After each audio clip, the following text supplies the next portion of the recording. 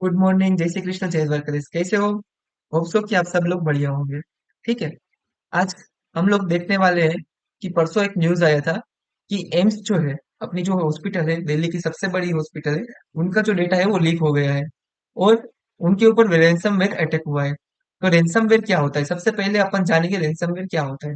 तो रैनसमवेयर, उनके नाम में नाम है रैनसम। रैनसम यानी कि एक तरह से पैसे लेना किसी से। वो किसी भी रूप में ले सकते हैं। बिटकॉइन में मांग सकते हैं, बैंक अकाउंट में मांग सकते हैं। जनरली बैंक अकाउंट में नहीं मांगते क्योंकि उसमें आपको ट्रेस होने का खतरा रहता है। तो वो अलग अलग क्रिप्टो करेंसी में जनरली पैसा, जो हैकर लोग हैं वो मांगते हैं। ठीक है। और इस तरह के जो वायरस होते हैं वो क्या करते हैं, आपके डेटा जो भी है उसको फ्रीज कर देते हैं। वो आपके लिए एक्सेसिबल नहीं रहता है। ठीक है। तो ये सबसे था, सबसे पहले था इंफॉर्मेशन रैनसमवेयर के बारे में। आगे देखते हैं। मैं आपको न्यूज दिखा देता हूँ। Ransomware attack on IIMS। ठीक है। ये देखो, ये सबसे बड़ा न्यूज है। 28 तारीख का न्यूज है वैसे ये, और कल के अखबारों में पब्लिश हुआ था। ठीक है। ये रैनसमवेयर अटैक हुआ है और रैनसम मांगी जा रही है। अराउंड अराउंड 200 करोड़ रुपीस का रैनसम मांगा जा रहा था। ठीक है। ये देखो, hacker allegedly demanded 200 crores in cryptocurrency from All India Institute of Medical Science, AIIMS, short में एम्स बोलते हैं हम लोग। After it was hit by a ransomware attack on 23rd November। ठीक है। तो अभी ऐसी बड़ी बड़ी संस्थाएं जो है, उनके भी पीसी में रैनसमवेयर जैसे वायरस का अटैक हो रहा है। तो ऐसा क्यों होता है?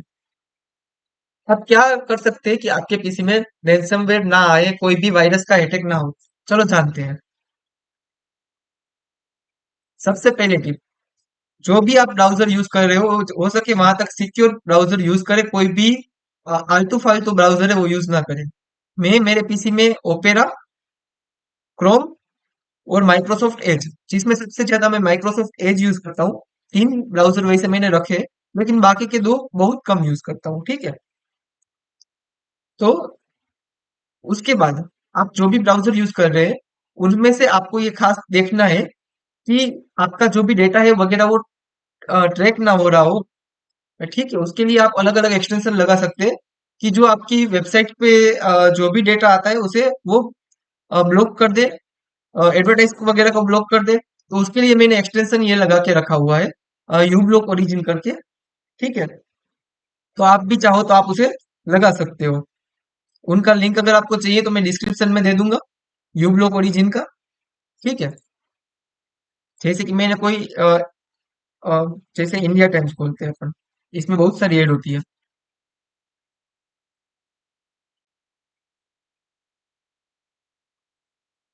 ठीक है। देखो, तो ये मेरे में इंडिया टाइम्स है, India Times.com। तो उसमें एडवर्टाइज नहीं आ रही है। देखो, आप साइड में कहीं पे भी आपको एडवर्टाइज नहीं दिख रही है। ठीक है। और यही चीज अगर आपको देखना है तो ये मैंने कॉपी किया। अभी मैं इनकॉग्निटो मोड में ओपन करता हूँ जहां पे ये एक्सटेंशन काम नहीं करेगा। ठीक है।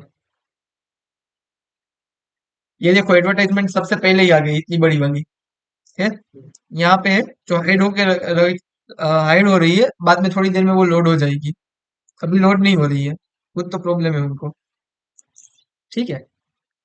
उनके अलावा अगर आप दूसरा कोई ऐसा वेबसाइट देखना चाहें, आप दूसरे भी वेबसाइट में इसे ट्रैक करके ट्राई करके देख सकते हो। तो ये जो है वो एडवर्टाइज को ब्लॉक कर देता है। ठीक है। और आपका जो भी बाकी का, यहाँ पे देखो, ये पेज पे 12 ऐसी एडवर्टाइजमेंट थी जो इसने ब्लॉक कर दी है। तो आपको इसे एक्सटेंशन लगा के रखने हैं। ठीक है। मैं ग्रामर स्पेलिंग वगैरह चेक करने के लिए माइक्रोसॉफ्ट एडिटर का भी यूज करता हूँ। कभी कभी कोई लैंग्वेज समझ में ना आए तो उसके लिए गूगल ट्रांसलेट भी यूज कर लेता हूँ। तो उसके मैंने एक्सटेंशन लगा के रखे हुए हैं। ठीक है। तो आप ऐसा एक्सटेंशन लगा के रखो कि जिससे आपके पीसी में कम से कम जो है वो एडवर्टाइज आए। उनके बाद अपन आते हैं, विंडोज को आपको अप टू डेट रखना है। ठीक है। हो सके वहां तक आपको पुराना विंडोज यूज नहीं करना है, अभी विंडोज 11 चल रहा है, और ज्यादा से ज्यादा आप पुराना विंडोज 10 यूज कर सकते हो। उससे पुराना अगर आप यूज कर रहे हो तो आपको नहीं करना चाहिए। और अगर आप उससे पुराना यूज कर रहे हो, विंडोज 7 8 या एक्सपी या कोई और विंडोज का सिस्टम यूज कर रहे हो, ठीक है, मैं लिनक्स के बारे में यहाँ पे नहीं बता रहा हूँ, मेरा फोकस यहाँ पे सिर्फ और सिर्फ विंडोज पीसी के ऊपर है।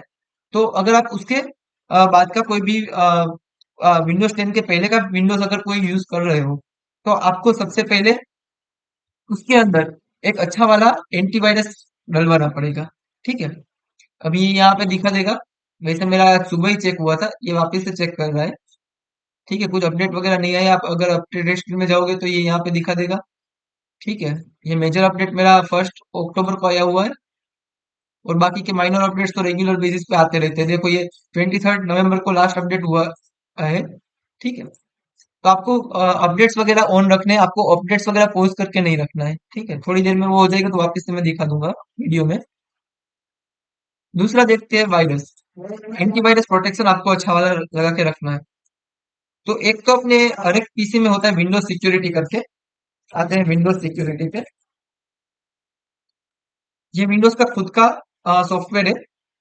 ठीक है, ये भी आपको वायरस वगैरह रैंसमवेयर वगैरह सब ब्लॉक कर देता है। लेकिन इसके कुछ लूपहोल्स भी है। अगर आप कुछ ऐसे सॉफ्टवेयर वगैरह यूज करते हो कि जो पायरेटेड है या तो क्रैक है, तो वो इसे रन नहीं कर देता, डायरेक्ट फाइल डिलीट कर देता है या तो क्वारंटाइन कर देता है। ठीक है, तो अगर आपको ऐसा कुछ यूज करना है, वैसे हम लोग सजेस्ट नहीं करते कि ऐसा कुछ यूज करना चाहिए, मैं भी यूज नहीं करता हूँ, लेकिन फिर भी अगर काफी सारे लोग पायरेटेड सॉफ्टवेयर वगैरह यूज करते हैं, तो उनको क्या करना चाहिए कि एक पेड वाला एंटीवायरस सॉफ्टवेयर रखना चाहिए। मैंने अभी लैपटॉप नया लिया है, तो मेरे साथ इसमें एमसीएफई का अच्छे प्राइस पे अच्छी बेनिफिट के साथ मिल रहा था, तो मैंने ये परचेस किया हुआ है। आप देख सकते हो, ये मैं यहाँ पे ओपन कर रहा हूँ। ठीक है, इसका कुछ यूजर इंटरफेस ऐसा वाला है।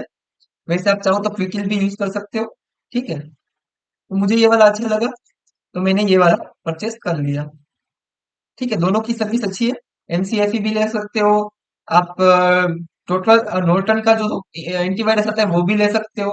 आप चाहो तो अपना ये क्विकविल भी ले सकते हो। ठीक है, ऐसे बहुत सारी कंपनीज के, तो अच्छी वाली जो भी कंपनी है उनका लेना चाहिए, किसी भी एडी गैरी कंपनी का नहीं लेना चाहिए। तो ये कुछ पॉइंट्स हो गए। ये वैसे हमारी थर्ड टिप थी कि सबसे पहले आपको क्या करना था, बताओ बताओ, आप सबको बताना है ताकि आप ये गलती ना करो। ठीक है, तो सबसे पहले हमें, मुझे आवाज नहीं सुनाई दे रही है। सबसे पहले ब्राउजर में ऐड नहीं आनी चाहिए। ठीक है, दूसरा था अपना अच्छा वाला ब्राउजर यूज करना है। तीसरा था अच्छा एंटीवायरस यूज करना है। चौथा था कि आपको विंडोज जो है वो आपको अप टू डेट रखना है। पांचवा कि आपको पायरेटेड सॉफ्टवेयर जहां तक हो सके वहां तक यूज नहीं करने हैं। ठीक है, और पायरेटेड सॉफ्टवेयर अगर आप यूज कर रहे हो तो जेन्यून सोर्स है उनसे ही आपको लेना चाहिए, कि जिनको सब मालूम है। ठीक है, आपको कहीं से भी डाउनलोड करके नहीं इंस्टॉल कर देना है। ठीक है, ये चीजें खास ध्यान में रखनी। उनके अलावा कुछ पॉइंट्स है कि जैसे कि आपको मेल वगैरह आते हैं, तो कोई भी स्पैम मेल में कुछ भी लिंक आती है तो वो आपको ओपन नहीं करनी है। ठीक है, कोई भी मेल में बहुत सारे, आजकल तो मेल में बहुत कुछ आता रहता है, तो आपको कुछ भी ओपन नहीं करना है। जो आप जानते हो वही चीज ओपन करनी है। ठीक है, आप जिसका ईमेल आईडी वगैरह जानते हो कि ये क्लाइंट है या तो कोई रिलेटिव है, उनका ही ईमेल आपको ओपन करना है। बाकी का फालतू का ईमेल्स को ओपन नहीं करना है, वरना उनकी लिंक के थ्रू भी आपको आपके पीसी में जो है वो वायरस आ सकता है। ठीक है, तो आज के वीडियो में इतना ही। कैसा लगा आपको वीडियो, कैसी लगी ये जानकारी, आप हमें जरूर बताइए। Thank you.